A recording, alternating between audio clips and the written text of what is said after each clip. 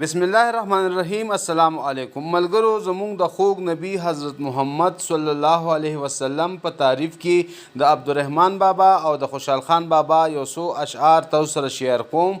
راځئ وویرئ. عبدالرحمن بابا فرمایي وی که صورت د محمد نوې پیدا کړې به خدای نه و دا دنیا او کل جهان د محمد پر روی پیدا شو. محمد دې د تمام جهان آبا او نبوت په محمد باندې تمام شو.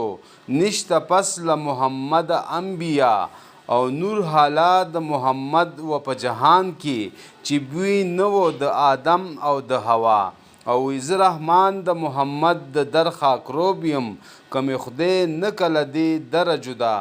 او خوشحال خان بابا فرمایي وی د خدای عرفان مې وشو په عرفان د محمد.